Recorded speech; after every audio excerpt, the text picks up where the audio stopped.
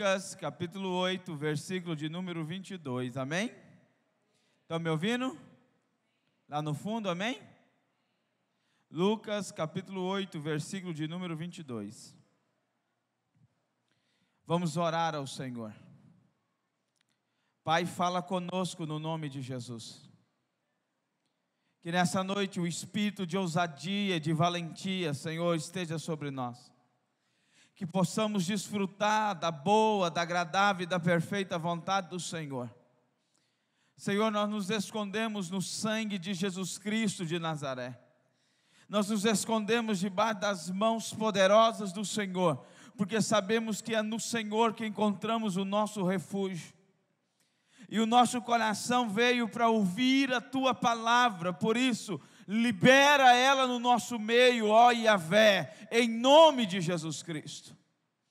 Pai, que o sobrenatural da Tua palavra seja sobre nós como um bálsamo hoje, em nome de Jesus, e quem crê diz amém. Lucas capítulo 8, versículo 22. O texto diz assim: E aconteceu que num daqueles dias, entrou num barco com seus discípulos e disse-lhes: Passemos para o outro lado do lago. E partiram, versículo 23. E navegando eles, adormeceu e sobreveio uma tempestade de vento no lago e enchia-se de água, estando em perigo. E chegando-se a ele, os despertaram, dizendo: Mestre, mestre, pereceremos. E ele, levantando-se, repreendeu o vento e a fúria das águas, e cessaram, e fez-se bonança, versículo 25, e disse-lhes: Onde está a vossa fé? E eles, temendo, maravilhavam-se, dizendo uns aos outros: Quem é este, pois, que até os ventos e a água manda e lhe obedecem? E navegaram para a terra dos Gadarenos, região de Gadara, que está defronte da Galileia, versículo 27. E quando desceu para a terra, saiu-lhe ao encontro, vindo da cidade, um homem que desde muito tempo estava possesso de demônios, e não andava vestido, nem habitava em qualquer casa, mas nos sepulcros. E quando viu a Jesus, prostrando-se diante dele, exclamando e dizendo com grande voz: Que tenho eu contigo, Jesus, Filho do Deus Altíssimo? Peço-te que não me atormentes, porque tinha ordenado ao espírito imundo que saísse daquele homem, pois já havia muito tempo que arrebatava, e guardava-no preso com grilhões e cadeia. Mas, quebrando as prisões, era impelido pelo demônio para o deserto. Versículo 30. E perguntou-lhe Jesus, dizendo: Qual é o teu nome? E ele disse: Legião, porque tinha entrado nele muitos demônios. E rogava-lhe que os não mandasse para o abismo. E andava ali pastando um monte, uma vara, uma manada de porcos, de muitos porcos. E rogava-lhe que lhes concedesse entrar neles. E concedeu-lhe. E tendo saído os demônios do homem, entraram nos porcos. E a manada precipitou-se em um despenhadeiro no lago e afogou-se. E aqueles que os guardavam, que cuidavam dos porcos, vendo o que acontecera, fugiram e foram anunciar-lhes na cidade e nos campos. Amém. Jesus está pregando a uma multidão, ouvindo as suas parábolas, ouvindo a sua pregação. Mas de repente Jesus então chama os discípulos e diz: Nós vamos atravessar o lago, nós vamos até uma região chamada Gadara, porque eu tenho uma missão para realizar naquele lugar. Esse é o contexto da história pelo qual nós nos encontramos hoje. E a Bíblia diz que os discípulos, obedecendo a Jesus, entraram no barco para atravessar o lago, para chegar até a região de Gadara. E a primeira coisa que eu aprendo nesse texto bíblico é que obedecer a Jesus não é ausência de lutas, porque aqueles discípulos estavam obedecendo uma ordem do mestre. Foi o próprio Jesus que disse: vamos atravessar, entrem no barco, que nós precisamos passar pelo lago e chegar até Gadara. Eles estavam obedecendo uma ordem de Jesus, e a Bíblia diz que no meio daquele trajeto houve uma ventania, e foi uma ventania tão forte que Pedro, João, Tiago, que eram pescadores, que eram peritos no lago, que conheciam aquela região, estavam com medo de se afogarem e morrerem. Então não era qualquer vento, era algo que assustou profissionais naquela área. Sabe, irmãos, muitas das vezes nós pensamos que andar com Jesus é ausência de lutas, de tribulações, de problemas, mas isso é uma mentira. Porque os discípulos andaram com Jesus e passaram por isso. Mas andar com Jesus é certeza de vitória no meio das lutas, amém, igreja? Fala para o seu irmão: você está andando com Jesus? Você está obedecendo a Jesus? Fale para ele: não significa que não vá ter luta, mas significa, é certeza que você vai vencer as lutas, amém? O irmão assustou que a corrente rompeu? Presta atenção, é que saiu a de cima e caiu para baixo, irmão, para ficar tranquilo. Não significa ausência de lutas, significa que Jesus está no controle de tudo, amém? Fala para o seu irmão: Deus está te dando na prática agora. É só a sobra do fio que soltou. Segunda coisa que eu aprendo nesse texto, no versículo 24, projete para nós o 24. A Bíblia diz: e chegando-se a ele, os discípulos despertaram, dizendo: mestre, mestre, pereceremos. E ele, levantando-se, repreendeu o vento e a fúria das águas, e cessaram, e fez-se bonança. Presta atenção. Quem mandou os discípulos entrarem no barco? Quem, irmãos? Jesus.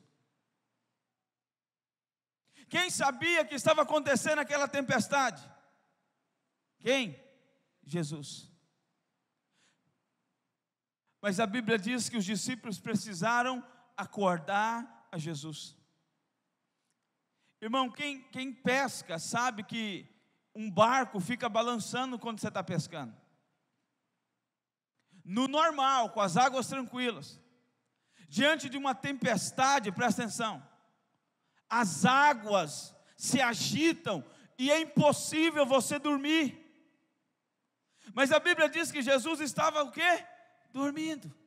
E os discípulos precisaram acordar a Jesus. Muitas pessoas pensam porque Deus sabe o que elas estão passando, porque Deus é onisciente, onipresente, onipotente, porque Deus sabe de todas as coisas, elas pensam que não precisam acordar Jesus. Elas concluem: já que Deus sabe de tudo, eu não preciso falar com Ele. Ah, pastor, Deus sabe o que eu estou passando. Deus sabe ou não sabe o que você está passando, sim ou não? Claro. Mas o fato de Deus saber o que você está passando não muda o fato de que você precisa acordá-lo. O que é acordar a Jesus? É confiar que Ele tem o controle de todas as coisas. É confiar que Ele reina e que Ele tem o domínio sobre todas as coisas. Acordar Jesus é depender dEle, é saber que Ele pode resolver o problema. Aonde você se refugia, aonde você corre quando a tempestade chega. Alguns confiam na poupança, outros confiam na amizade, outros confiam na sabedoria. Mas outros correm para o Senhor. Quando a ventania bate, sabe o lugar que você deveria estar? No culto. Sabe o lugar que você deveria estar? Na célula. Sabe o lugar que você deveria estar? Na oração. Porque só pode acordar Jesus quem confia que Ele pode resolver o problema. Sabe, irmão, qual é o nosso problema muitas das vezes? É que você está vendo a tempestade. Você sabe que o barco vai afundar. Você sabe que mesmo sendo perito, tendo sabedoria, recursos, meios, é impossível sair disso. Nós temos dificuldade de despertar Jesus. Nós temos dificuldade de depender de Jesus, de dizer: Jesus, eu sou Pedro, perito em pesca, tenho uma empresa de pesca, conheço essas águas, mas esse vento vai me naufragar, esse vento vai me matar, e eu preciso que o Senhor acorde. Eu preciso depender do Senhor. Projeta Salmos 91, versículo 1. Salmos, capítulo 91. É um salmo muito conhecido, versículo 1.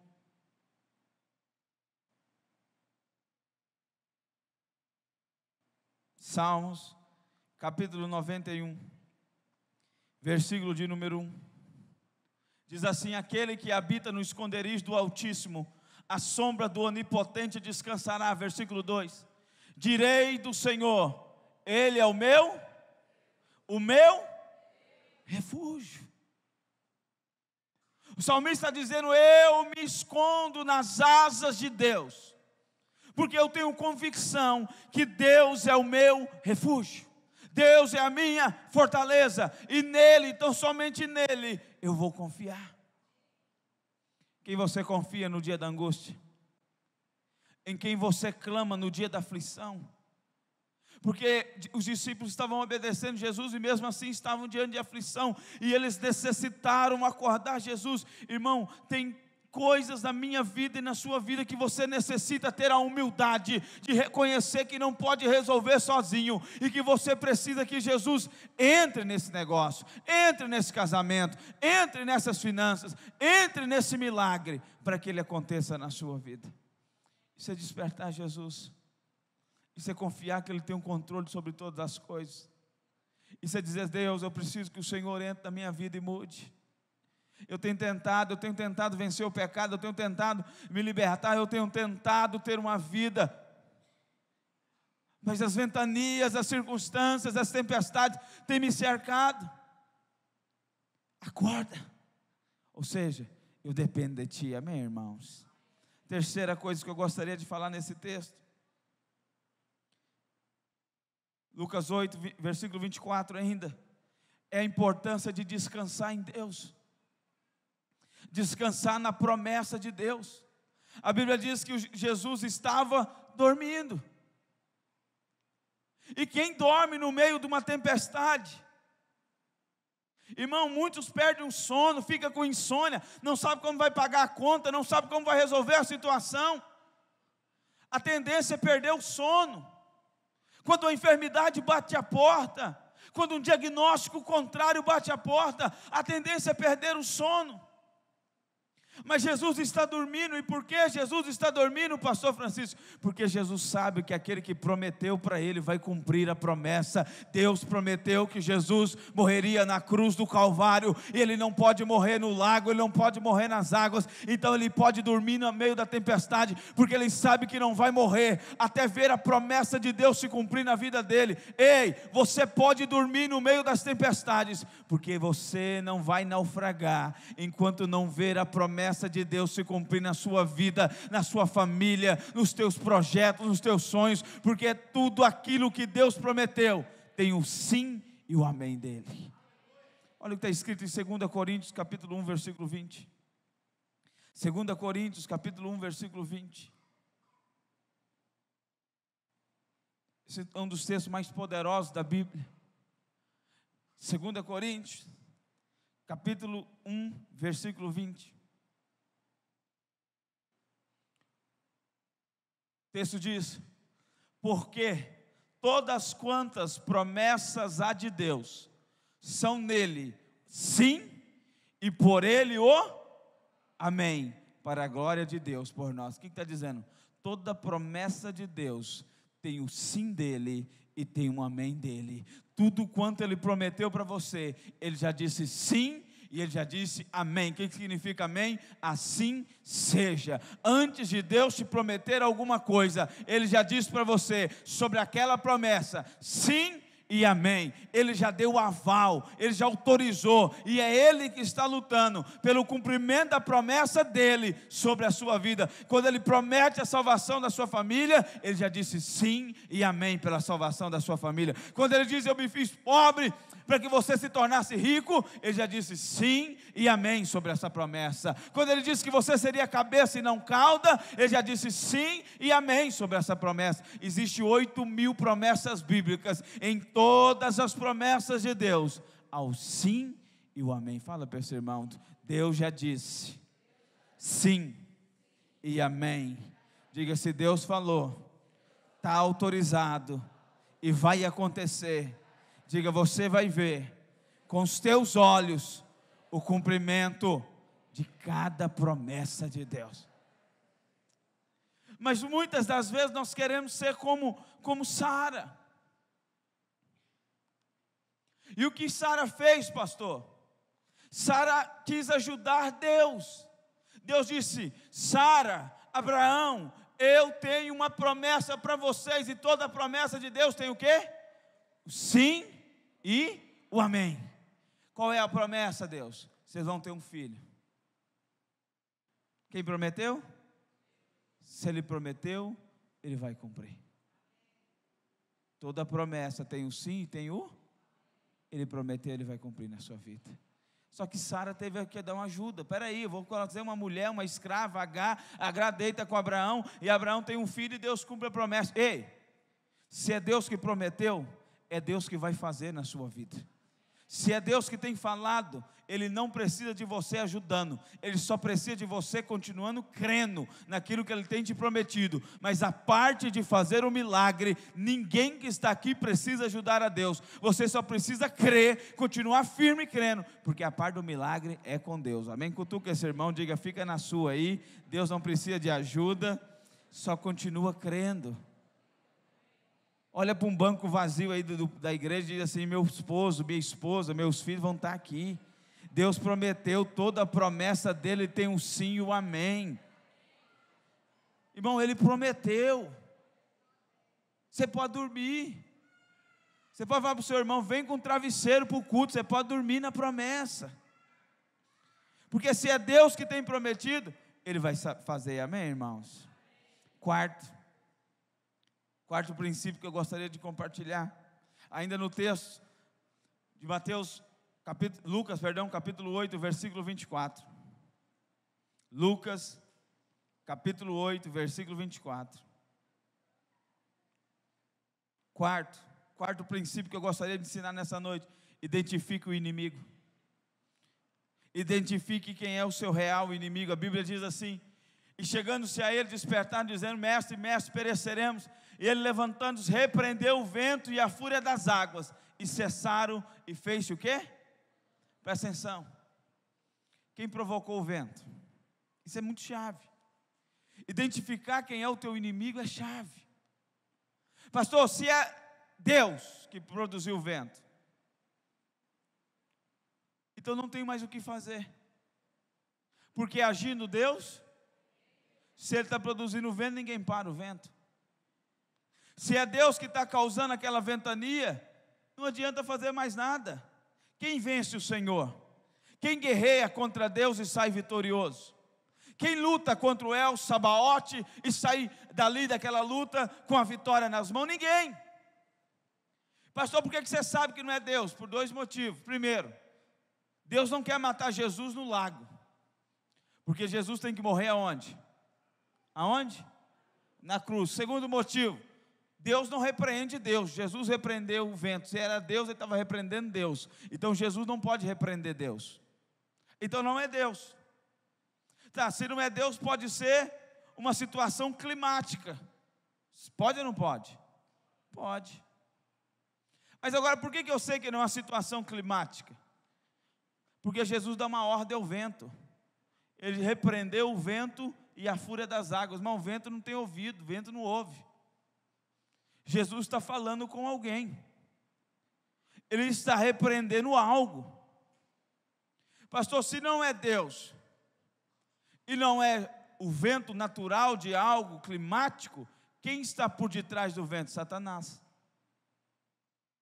E por que eu sei que é Satanás? Primeiro, porque Jesus repreende ele. Segundo, Jesus está atravessando o lago para chegar em um lugar. Que lugar é? A região de Gadara. E quem está em Gadara? Em Gadara tem um lunático que é preso, rebenta as prisões. Ele vive no cemitério comendo defunto. Mas o dia que Cristo decidiu libertar ele, estava chegando. Satanás sabia que se Jesus pisasse naquelas terras, a vida daquele homem seria transformado. Então há uma investida feroz, porque o diabo sabe que alguns minutos depois haverá um grande milagre, e ele tenta tudo para parar Jesus. Diga para o seu irmão: nos dias mais difíceis da sua vida, você pode estar a alguns minutos do seu maior milagre. A última tentativa do diabo para parar Jesus é: vamos tentar naufragar aquele barco, vamos tentar trazer uma ventania para que ele morra, porque se ele chegar na região de Gadara, nós estamos fritos. Irmão, identificar quem é o teu inimigo é crucial. Pastor, é Deus que colocou essa doença. Então, se é Deus, não adianta nem orar para ser curado. Eu sempre tive uma experiência na época da enfermagem que marcou a minha vida. Eu vi uma mulher no estágio de câncer terminal. Ela sentia muitas dores pelo câncer. E os médicos queriam dar morfina, dar remédios pesados para que diminuísse a dor daquela mulher. E ela não aceitava. E sabe qual era o motivo pelo qual ela não aceitava remédio? Que ela entendia que aquela dor, aquele sofrimento era causado por Deus para tratar uma área da vida dela, e ela não poderia interferir no tratamento de Deus. Então ela não tomava remédio para não ajudar Deus, porque na mente daquela mulher, quem causou aquela doença foi Deus. Se você não discernir quem é os inimigos, Deus não está colocando doença em você. Isaías 53 diz que Jesus já levou todas as dores e enfermidades, e pelas suas pisaduras você foi sarado. Deus não está colocando doença em você, Deus está tirando a doença de você. Se você achar que é Deus que está querendo destruir o teu casamento, não tem mais jeito. Ninguém muda o Senhor. Pastor, é Deus querendo me ensinar algo. Não, filho. Quem está investindo contra a sua família é Satanás. Você precisa identificar quem é o seu real inimigo, combater o seu real inimigo. Quem está trazendo desânimo, quem está trazendo preguiça, quem está trazendo falta de interesse de vir no culto, falta de interesse de ir numa célula, falta de interesse de se envolver com a obra de Deus. Não é Deus. Tem um agente por detrás. Olha aqui que diz Efésios capítulo 6, versículo 1. Efésios capítulo 6, versículo de número 11. Efésios capítulo 6, versículo de número 11. Revesti-vos de toda a armadura de Deus, para que possais estar firme contra as astutas ciladas do diabo. Amém? Versículo 12. Porque não temos que lutar contra carne e sangue, mas sim contra quem? Principados, contra a potestade, contra o príncipe das trevas desse século, contra as hostes espirituais da maldade nos lugares celestiais. O que a Bíblia está falando, ei, a sua luta não é contra o teu esposo, a tua luta não é contra a tua esposa, a tua luta não é contra os teus filhos, nem contra o teu chefe. A tua luta é contra aquele que está agindo por detrás, Satanás e os seus demônios. Irmão, você pode gastar saliva tentando convencer.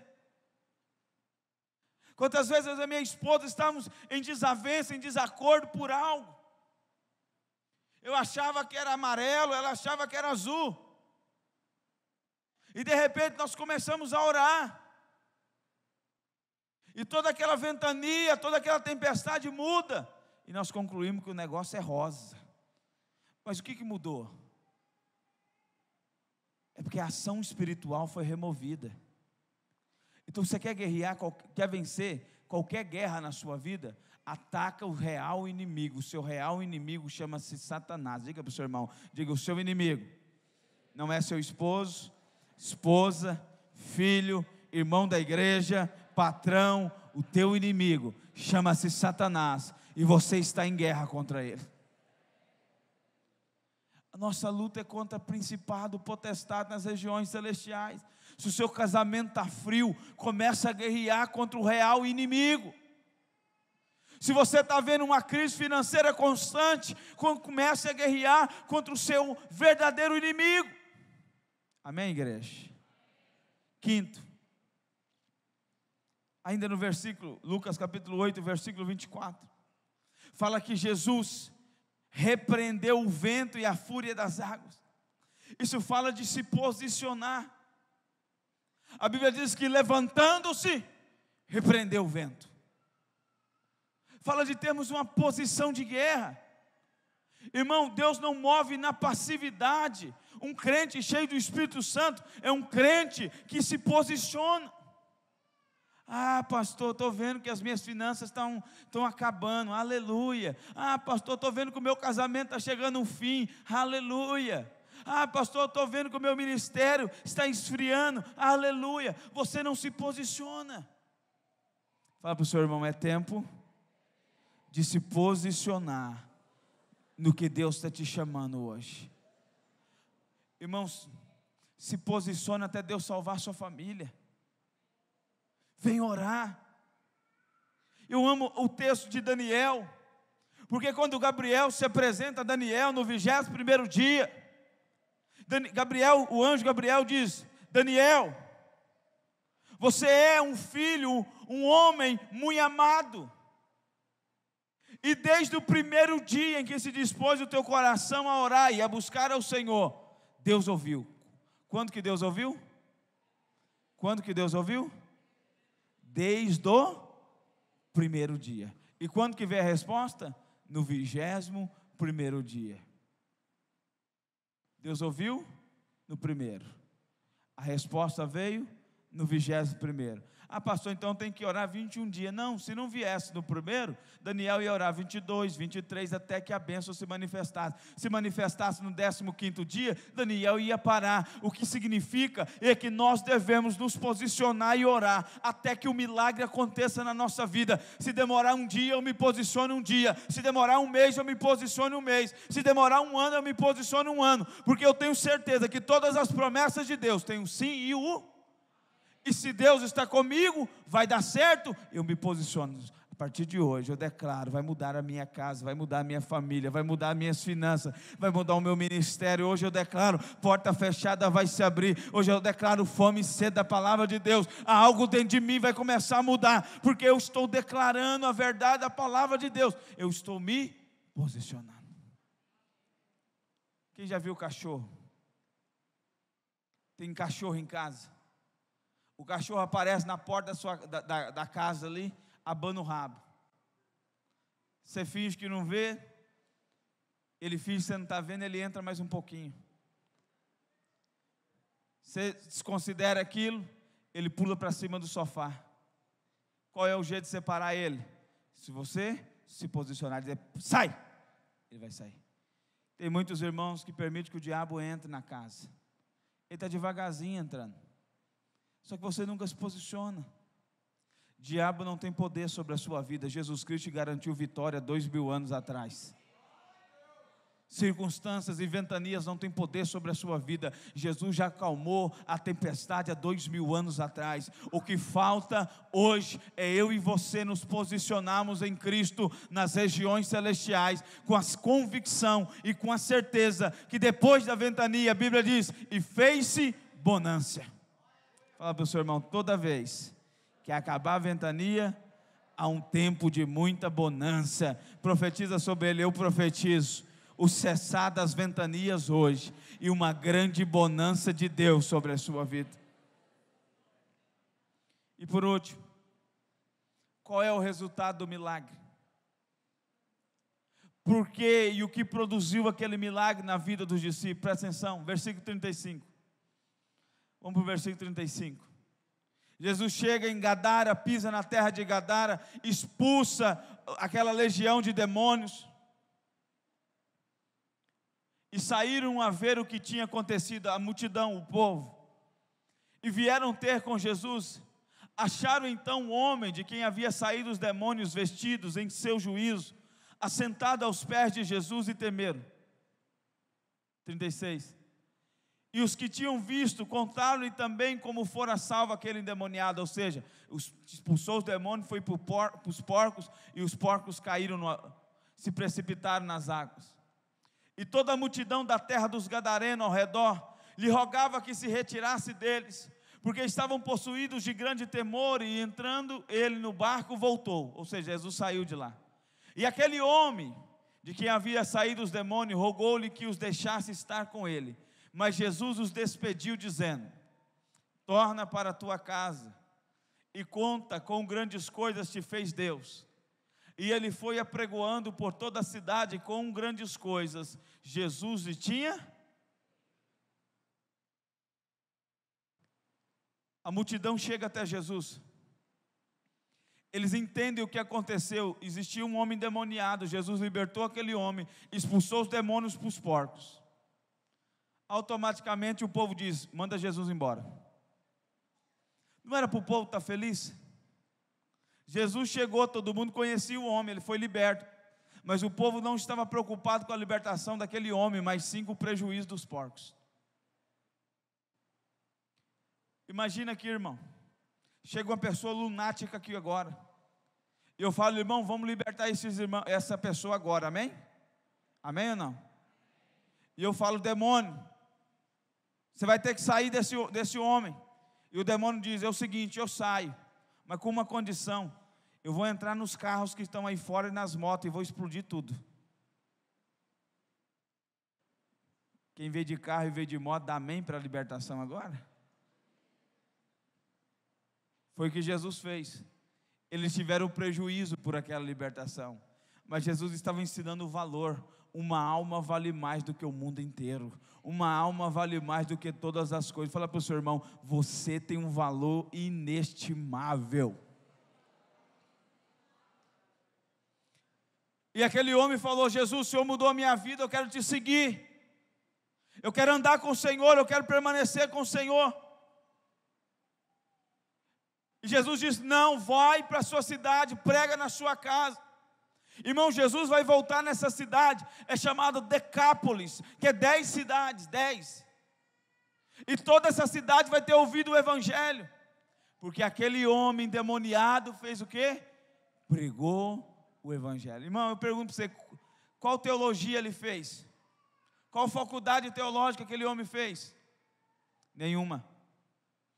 Quantos anos ele passou sendo ensinado por Jesus? Alguns minutos aos pés de Jesus. E ele ganhou 10 cidades para Jesus. Isso mostra que nós somos indesculpáveis de pregar o Evangelho de Jesus Cristo. Às vezes nós colocamos muita desculpa: pastor, eu preciso estar preparado. Irmão, sabe qual é o motivo pelo qual Jesus faz milagre? É para que o seu nome seja engrandecido através do testemunho da sua vida. Você quer ter uma chave para prosperar? Acha propósito para o teu dinheiro. Você quer ter uma chave para ser usado por Deus? Acha um propósito em ser usado por Deus. Aquele homem precisava ser curado, liberto e restaurado, porque ele precisava dar um testemunho às pessoas do que Jesus pode fazer na terra. Quando você coloca a sua vida para ser um testemunho vivo, se prepara para ser alvo dos milagres de Deus. Quando você fala: Senhor, muda a minha família, para que as pessoas vejam que o Senhor ainda restaura a família. Senhor, cura essa enfermidade, para que as pessoas entendam que o Senhor ainda é um Deus de cura. Pai, liberta-me desse vício, para que as pessoas entendam que o Senhor ainda liberta. Quando você começa a colocar o propósito do milagre para honrar Jesus, então ele vai atravessar um lago, vai te encontrar no meio da multidão e vai libertar a sua vida. Os milagres têm um motivo. não é me enriquecer simplesmente por me enriquecer, não é curar simplesmente para mostrar que eu sou todo poderoso para orar, para curar. Os milagres têm um motivo: o nome de Deus ser engrandecido. Quando você colocar a sua profissão, o seu ministério, o seu recurso, o seu talento para honrar a igreja de Cristo e para honrar o nome de Jesus Cristo, se prepara para ser visitado pelos milagres de Deus. Fica de pé onde você está, no nome do Senhor Jesus.